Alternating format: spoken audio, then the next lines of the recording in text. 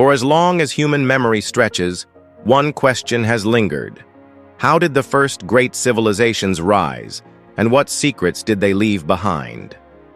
Across the deserts of Egypt, the fertile plains of Mesopotamia, and the dense jungles of the Maya world, humanity built empires that defied time. They raised pyramids to touch the heavens, carved laws into stone, and charted the stars with astonishing precision. Yet even today, their greatest mysteries remain unsolved. This is more than a story of ruins and relics. It is a journey into the heart of human ambition, where knowledge, power, and faith collided to shape the destiny of our species. In this history documentary, we will uncover the untold secrets of Egypt, Mesopotamia, and the Maya, civilizations that dreamed bigger than their age, and whose legacies still echo in our world. Prepare to walk the banks of the Nile, the streets of Babylon, and the hidden cities swallowed by the jungle. What you are about to witness is not just history, it is the story of humanity itself. Section 1. Egypt, the Eternal Kingdom. Every civilization is born from its landscape. Egypt was no exception. Along the narrow ribbon of the Nile, life flourished in defiance of the surrounding desert. Each year, the river swelled with floodwaters, spreading black silt across the valley. This predictable rhythm of inundation and retreat offered stability unmatched in the ancient world. While Mesopotamia's rivers brought both harvest and ruin, the Nile's cycles were steady, nourishing. To the Egyptians, this was no accident. The river was divine. It was the lifeblood of creation, flowing from the distant gods themselves. Its floods promised rebirth, its waters linked heaven, earth, and the underworld. In its constancy, Egypt found a mirror of eternity itself. And so Egypt rose, an island of order in a sea of chaos. From scattered villages came a united kingdom, ruled by kings who claimed not only earthly dominion, but cosmic authority. The Nile did not just feed crops, it fed a worldview, a belief that the world was stable, cyclical, eternal. The Pharaoh, living God on earth. The Egyptians called their ruler Nesu-Baiti, he of the sedge and bee, a symbol of Upper and Lower Egypt. We know him as Pharaoh. More than a king, he was a divine being, the embodiment of Horus, the son of Ra, the mediator between humanity and the gods. Pharaoh was not merely a political leader, he was the axis around which the cosmos turned. His duty was to uphold Ma'at, the principle of truth, justice, and harmony. Without him, chaos threatened to consume the land. His crown was not just ornament, it was a mandate to preserve the balance of the universe. And so, Pharaoh's commands carried weight beyond politics. When Khufu ordered the Great Pyramid built, it was not simply a tomb. It was an eternal anchor, a cosmic machine binding heaven and earth. When Ramses II raised temples at Abu Simbel, it was not vanity. It was a demonstration to gods and men alike that order endured. Even in death, Pharaoh's role persisted. His tombs were not graves, but gateways to immortality. His mummified body was a vessel for the soul, prepared with rites that promised eternal life. In Pharaoh, Egypt fused religion and state into one indivisible truth. The Pyramid Age. Nothing defines Egypt more in the modern imagination than the pyramids. Rising from the desert plateau at Giza, their silhouette remains a defiance of time.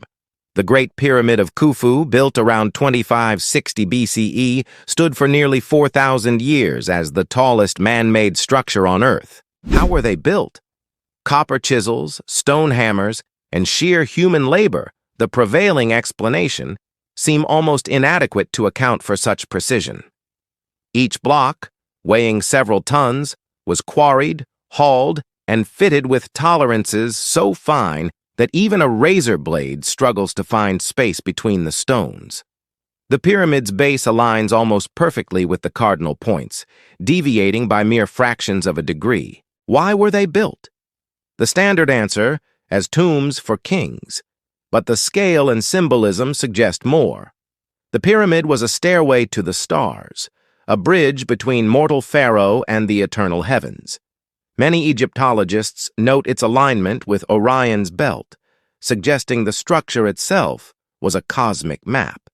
To the Egyptians, architecture was theology in stone. The pyramid was not only a monument of power, it was a statement of belief that the order of the cosmos could be captured, fixed, and preserved forever. Knowledge of the hidden arts. The genius of Egypt lay not only in stone, but in knowledge. The surviving papyri reveal a people deeply versed in sciences that foreshadowed modern discovery. Medicine. In the Edwin Smith papyrus, dating to around 1600 BCE, we find case studies of wounds and fractures described with clinical precision. Remedies ranged from herbal treatments to surgical interventions. The Egyptians practiced dentistry, treated infections with honey's antibacterial properties, and understood the pulse as a measure of health. Mathematics. Their geometry allowed them to measure land, design irrigation, and align monuments with celestial bodies. Fractions, multiplication tables, and rudimentary algebra appear in texts that guided not only farmers but architects of the pyramids themselves. Astronomy. Gazing into the heavens, Egyptian priests tracked the movements of Sirius, the rising of which signaled the annual Nile flood. Their calendar, based on a 365-day year, influenced Rome and remains the ancestor of ours. Knowledge in Egypt was not knowledge for its own sake. It was sacred, guarded by priests, and often linked to ritual. Science, magic, and religion were threads of the same fabric, tools for maintaining the cosmic balance. The afterlife, eternity in stone and spirit. No aspect of Egypt has fascinated the modern world more than its vision of the afterlife. Death was not an end. It was a transition, a passage into another realm as real as life itself. The journey was perilous.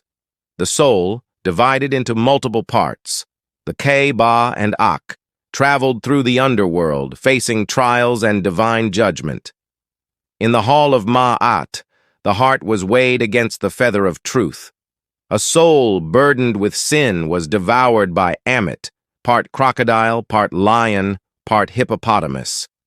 A pure soul entered the field of reeds, a paradise mirroring earthly life in perfection. To prepare, the dead were equipped with spells from the Book of the Dead, scrolls placed in tombs to guide them. Amulets were laid on bodies to protect them from evil.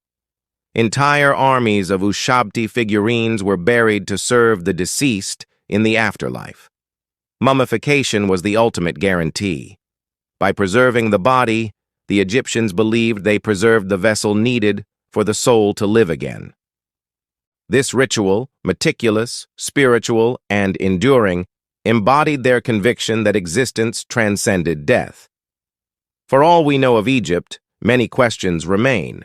Were the pyramids truly built solely as tombs, or did they serve multiple functions, astronomical, spiritual, even technological? How did Egyptians transport obelisks weighing over 300 tons across desert sands? Why do certain monuments align so precisely with celestial events, hinting at a level of astronomical sophistication far beyond their age? Even their language carried secrets. Hieroglyphs, long unreadable, were finally deciphered in the 19th century with the discovery of the Rosetta Stone. But many texts remain untranslated, suggesting still more knowledge hidden in the symbols of gods, kings, and cosmic cycles. The legacy of Egypt. Egypt endured for more than 3,000 years, a span longer than the time separating us from Cleopatra. Dynasties rose and fell, foreign powers came and went, but the essential fabric of Egyptian civilization endured. Its legacy spread outward. Greek philosophers studied in Egyptian temples. Roman emperors adopted Egyptian gods and symbols. Christianity, too, was shaped by Egyptian monastic traditions. And even in modern times, Egypt continues to fascinate, its ruins inspiring awe, its mysteries fueling imagination. What Egypt left behind was not just monuments, but a vision of civilization itself. Ordered, eternal, reaching beyond the mortal into the divine. To walk among the ruins of Egypt is to feel the weight of eternity pressing through stone. The pyramids, the temples, the hieroglyphs, they are more than relics, they are messages. They tell us that humanity, even in its earliest ages, dreamed not only of surviving, but of transcending.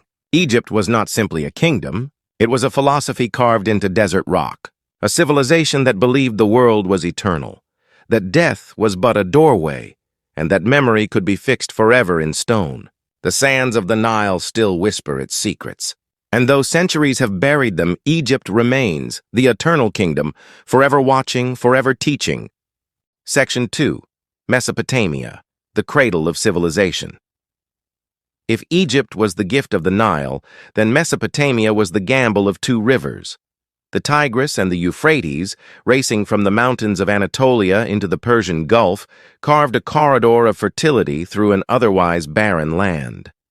This fertile crescent became humanity's laboratory, the place where the scattered threads of human settlement first wove into the fabric of civilization.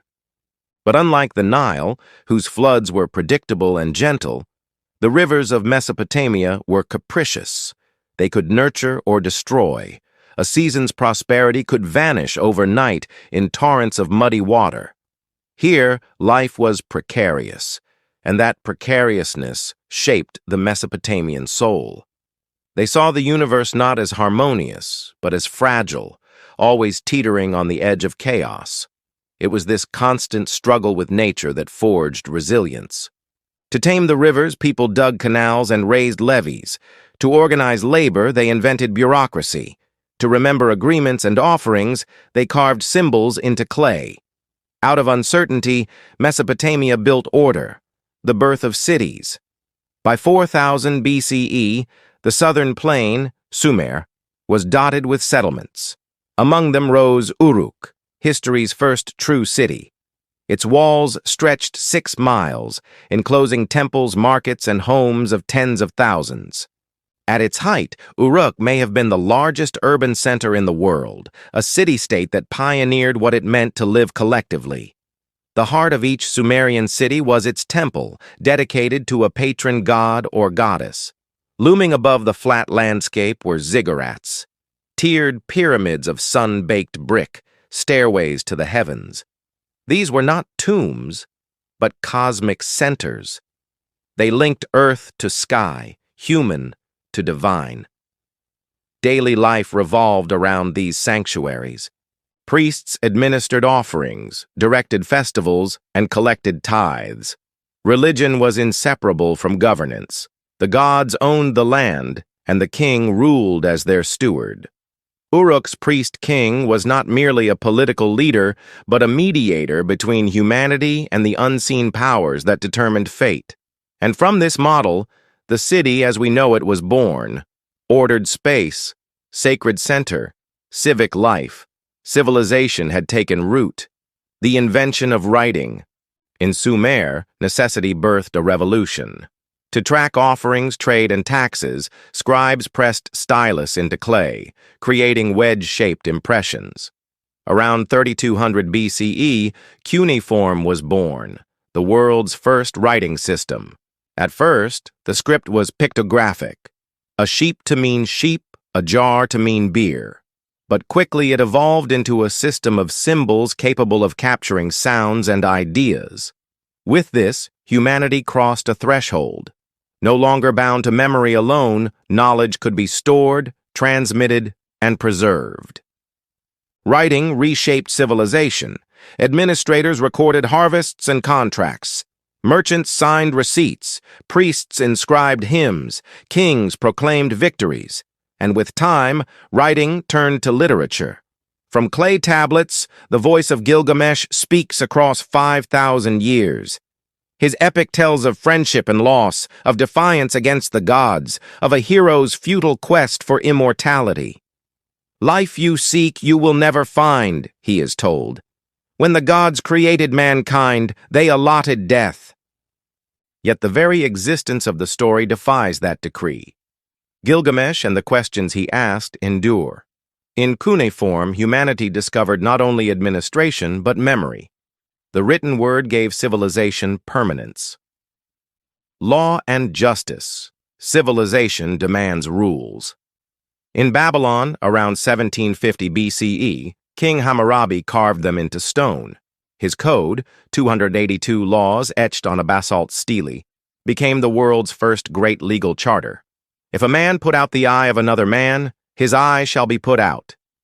Justice here was literal, but it was also structured, consistent, and public. Laws addressed property, marriage, trade, crime. They recognized social classes, nobles, commoners, slaves. Harsh as it seems, the code established a principle as revolutionary as writing: the idea that law, not whim, should govern. It proclaimed that justice came not only from kings or gods, but from a shared, published order. In Mesopotamia, we glimpse the first outlines of what would become legal systems across the world. Cycles of empire. Mesopotamia was fertile, but also vulnerable. No mountains, no deserts protected it from invasion. And so its history was a cycle of rise and fall. From the Sumerians came the Akkadians. Around 2300 BCE, Sargon of Akkad forged one of the world's first empires, stretching from the Persian Gulf to the Mediterranean. His dynasty endured 2 centuries before drought and rebellion tore it apart. From Akkad rose the Assyrians, warriors whose chariots thundered across the Near East. Their kings, Ashurbanipal and Tiglath-Pileser, ruled with iron and terror. Yet they also built libraries, preserving texts that might otherwise have vanished. When Nineveh fell, its troves of clay tablets became archaeology's greatest treasure. Then came Babylon's golden age. Under Nebuchadnezzar II, its walls soared so high they astonished travelers. The Hanging Gardens, if they truly existed, were a marvel, terraced greenery defying desert heat. Babylon became a byword for splendor and pride, its name immortalized in scripture and legend. But none endured.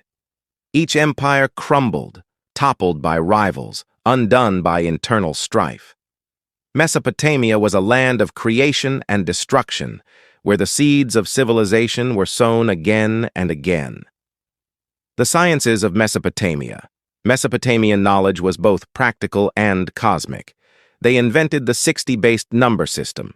That choice still governs our clocks and geometry. 60 minutes in an hour, 360 degrees in a circle. They charted the heavens. Astronomer priests tracked planets, eclipses, and the movement of stars. Their records allowed prediction of celestial events, and their division of the year into 12 months survives in our calendars today. They advanced medicine. Texts describe symptoms and treatments, mixing observation with incantation. Illness was both physical and spiritual, healed by herbs and prayers alike. They engineered canals to channel rivers, turning floodplains into farmland. They built arches and domes, precursors to architectural forms we take for granted. Knowledge was power, and in Mesopotamia, power meant survival. The Mesopotamian worldview. But amid their achievements, the Mesopotamians never shed their sense of fragility. Their gods were many but rarely merciful. Creation myths spoke of humans made not from love, but from clay mixed with divine blood, crafted to relieve the gods of toil. The flood story in Gilgamesh mirrors the later tale of Noah. The gods, angry at humanity's noise, sent waters to destroy the world. Only Utnapishtim, warned by a secret whisper, survived. Such stories reflected experience, rivers that could both give and take life in an instant. Death offered no paradise. The afterlife was a shadowed underworld where souls ate dust and drank muddy water. Unlike Egypt, Mesopotamia promised no eternal reward. It is perhaps why their kings built, their scribes wrote, Their astronomers charted. Immortality could only be grasped in memory, not in heaven. The legacy of Mesopotamia. Though conquered again and again by Persians, Greeks, Romans, the imprint of Mesopotamia never vanished. From its soil came writing, law, literature, mathematics, and astronomy. From its cities came the blueprint of urban life. From its myths came echoes in scripture, philosophy, and art. Today, the land between two rivers lies scarred by conflict, many of its ruins buried beneath shifting sands. But in every written word, in every measure of time, in every city street, the cradle of civilization still rocks us. Mesopotamia was fragile, fleeting, vulnerable. And yet, from its fragility, it gave birth to permanence. Section 3. The Maya, Lords of Time. Deep in the tropical forests of Mesoamerica, stretching across present-day Mexico, Guatemala, Belize, Honduras, and El Salvador, rose a civilization unlike any other. For centuries, the jungle concealed their cities, swallowed by vines and silence. Yet beneath the canopy lay stone pyramids, taller than European cathedrals, temples aligned with the stars, palaces echoing with the voices of kings. This was the world of the Maya. For nearly 2 millennia they flourished, masters of astronomy, mathematics, and architecture. Their culture was never an empire in the Roman sense. It was a mosaic of city-states, bound by shared gods, rituals, and a reverence for time itself. To the Maya, the universe was alive with cycles, of creation and destruction, of celestial rhythms, of human lives woven into cosmic order. They were not merely builders of cities, they were keepers of eternity. Cities in stone. From 250 CE to 900 CE, the classic period, the Maya raised some of the most astonishing cities in the ancient world. At Tikal, temples soared above the forest canopy, their summits touching the sky. At Palenque, palaces were adorned with stucco reliefs and inscriptions of kings tracing their lineage to the gods. At Copan, stelae, towering stone monuments, recorded dynasties with exquisite artistry. Each city was a theater of power. Kings were not simply rulers. They were mediators between mortals and gods, enacting rituals of blood and fire to maintain cosmic balance. The city itself was a cosmic map, with pyramids and plazas aligned to solstices and equinoxes. These cities were linked by trade: jade from the mountains, cacao from the lowlands, obsidian blades from volcanic fields.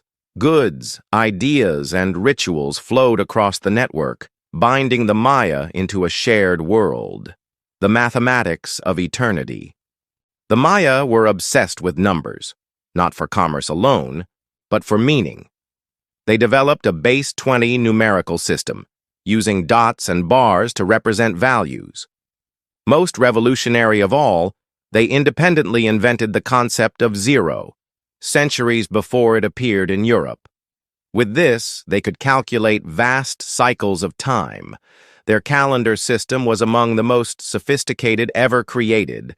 It combined the Hab, a 365-day solar year, the Solkin, a 260-day sacred cycle, the calendar round, a 52-year cycle created by weaving the two together, the long count, stretching across millennia, capable of recording the age of the universe.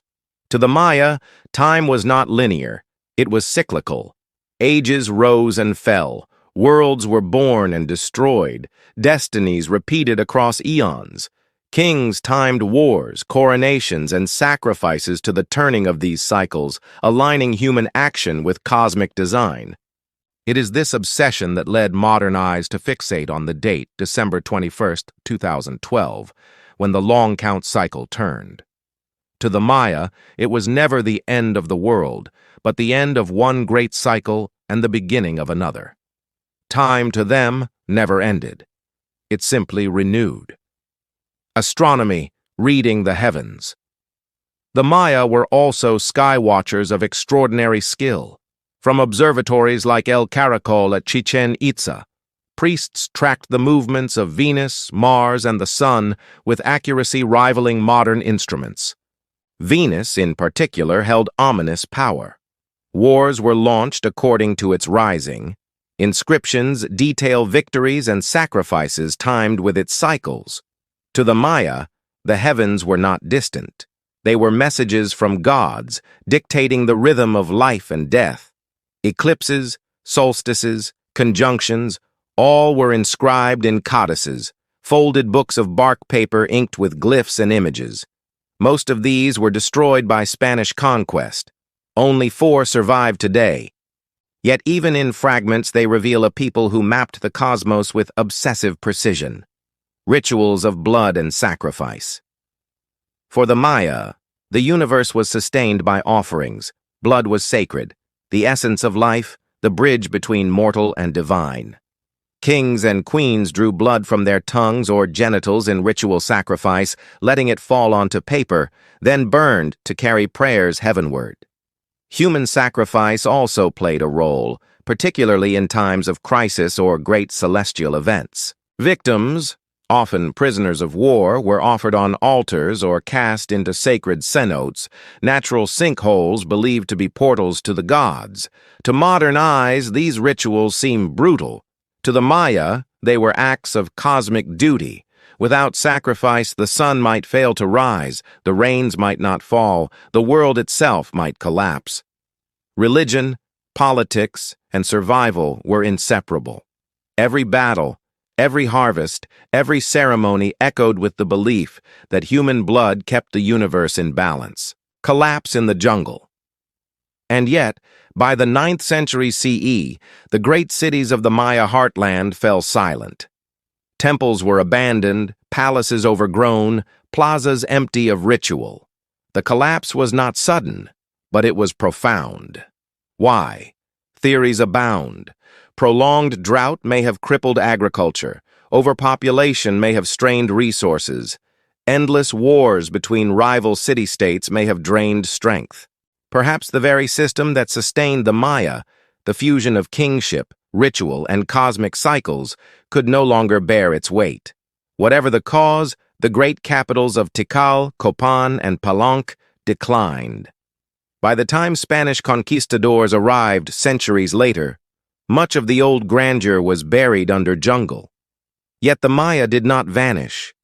Their descendants endure across Central America today, speaking Mayan languages, preserving traditions, carrying the memory of their ancestors. Rediscovery and decipherment. For Europeans, the Maya world re-emerged in the 19th century. Explorers like John Lloyd Stevens and Frederick Catherwood hacked through jungle to uncover towering ruins. Their sketches of pyramids and hieroglyphs astonished readers in Europe and America. At first, the glyphs were thought to be decorative, incapable of carrying complex meaning. Only in the late 20th century was the script largely deciphered. Suddenly, stelae and temples spoke. We could read the names of kings, the dates of battles, the details of rituals. The silent stones became voices again. The rediscovery of the Maya is still unfolding. LIDAR technology, laser scanning from the air, has revealed vast networks of hidden cities beneath the forest, suggesting populations far larger than once imagined. The story of the Maya is not finished. It continues to grow with each new excavation. The legacy of the Maya. The Maya left no single empire, no unified dominion. What they left was knowledge, etched in stone, inked in codices, carried in oral tradition. They gave us the concept of zero, a mathematical leap that underpins modern science. They charted Venus with accuracy that astonishes astronomers. They built cities that defied jungle and time, their temples still rising above the trees. Most of all, they left a vision of time itself, cyclical, eternal, bound to cosmic rhythms. A vision that challenges the linear assumptions of modern thought. To study the Maya is to glimpse a different way of seeing the world, not as a straight line, but as an endless dance of beginnings and endings. To stand atop a Mayan pyramid, gazing across the jungle canopy, is to feel time itself breathe. You see the ruins of plazas where kings once ruled, where blood once burned on altars, where astronomers once traced the stars. You feel the silence of centuries and the pulse of cycles still turning. The Maya remind us that civilizations are not immortal, but their ideas can be. Though their cities crumbled, their legacy endures, in mathematics, in memory, and the people who still call themselves Maya today. They were, above all, lords of time. Civilizations rise, they flourish, they fall, and yet they never truly vanish. Egypt, Mesopotamia, the Maya, 3 worlds, separated by oceans and centuries, yet bound by a common thread. The desire to wrest order from chaos, to build something that might outlast the fragile span of human life. In Egypt, the Nile's constancy taught faith in eternity. Pharaohs built pyramids that defied the desert, monuments meant to fix memory in stone. Life was cyclical, death a doorway, the cosmos eternal. In Mesopotamia, uncertainty reigned. The rivers were fickle, the gods harsh, the future precarious. And so they wrote, they legislated, they recorded. In their fragility, they sought permanence, in laws carved in basalt, in epics pressed into clay. In the jungles of the Maya, time itself became sacred. They built calendars to map eternity, cities aligned with the stars, rituals meant to sustain the turning of the cosmos. Their vision of life was not linear but cyclical, an endless dance of renewal. 3 civilizations, 3 answers to the same eternal question. How do we endure? Their monuments remind us that greatness is never secure. The pyramids still stand, yet Egypt's dynasties fell. Mesopotamia's cities invented history itself, yet many lie in ruins beneath shifting sands. The Maya charted the heavens with breathtaking precision, yet their capitals were overtaken by jungle. And yet, are they gone? When we measure time in hours of 60 minutes, we speak the language of Mesopotamia. When we calculate with 0, we echo the Maya. When we gaze at the pyramids, we inherit Egypt's dream of eternity. These civilizations never ended. They became us. To reflect on them is to face a question of our own. Will our civilization, too, rise and fall? What monuments will we leave? What memory will endure when centuries have buried our cities? Will our digital archives, our glass towers, our satellites in orbit survive the passage of time, or will they vanish, leaving only whispers for future generations? The story of Egypt, Mesopotamia, and the Maya is not distant history. It is a mirror. It shows us what it means to be human, to seek permanence in the face of impermanence, to strive for eternity with tools of clay, stone, and stars. We inherit their triumphs, we inherit their fragility, and in their ruins, we see both our past and our possible future. This is epic, and history just got rewritten.